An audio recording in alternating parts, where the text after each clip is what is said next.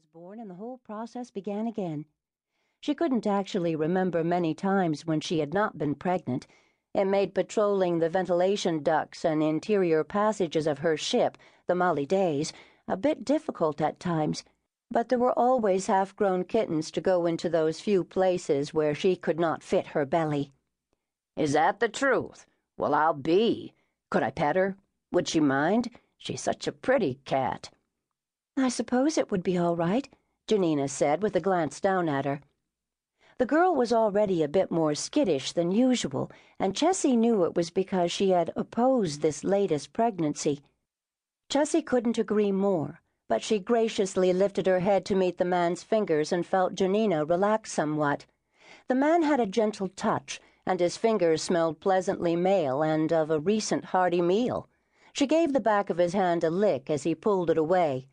"What a darling girl," the man said, smiling at her. He had a very nice white smile that made his rugged face look younger. Jessie approved. He could probably snap a rat's neck with a single bite with teeth like those. Janina beamed. Jessie's young cat person took as much pride in Jessie and her babies as Jessie herself did.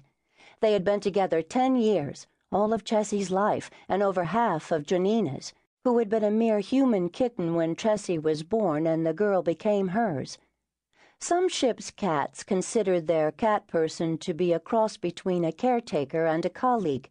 Jessie had thought of Janina as an older sister initially, but over the years, through her many litters, she had come to regard the girl almost as one of her own kittens, a grown kitten able to help with birthing the others, but still so young and in need of reassuring nuzzles and purrs. "I'm sorry, but I really need to keep moving," Janina told the man. "We're on our way to Dr. Vlast's clinic now for her prenatal checkup." "A prenatal checkup for a cat? She must be really special," the man said, keeping pace alongside them. Jessie wanted a bath but couldn't start one while clasped in Janina's arms. The kittens were trying to pounce each other while still inside her, judging by the way it felt, and bouncing about the space station wasn't helping. She shifted her weight so her pretty fluffy tail draped over Janina's arm, making more room for her pretty fluffy rear. She mewed up at Kibble, as the rest of the crew called Janina. Apparently a lot of cat persons on other ships had the same name, but Jessie was sure none of the others were as sweet and kind or took such good care of their Barque Cats as her Kibble did. The man seemed to have appointed himself as their escort, walking easily beside them when the way was clear, breaking up clusters of thoughtlessly chattering people when it wasn't with a cheery, "Gangway! Pregnant lady coming through." Janina said, "Thank you.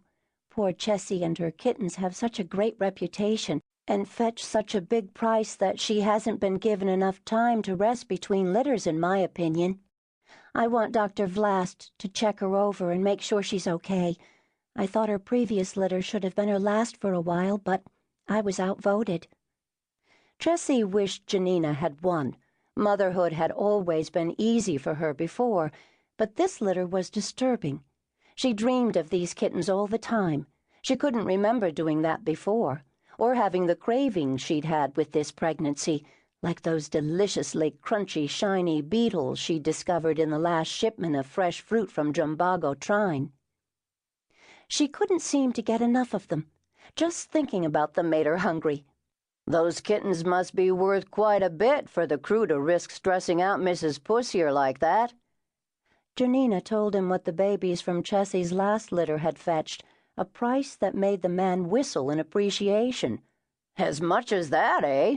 I knew that some of the Federated ships had cats, but I never knew they were so important, or that some were so much more special than others." "Oh my, yes. Jessie and her kind have been specially bred for service on shipboard and have saved countless lives. Having the right cat is like having the right engineer or the right navigator." "That's amazing," the man said with the proper degree of awe. Jessie was amazed too.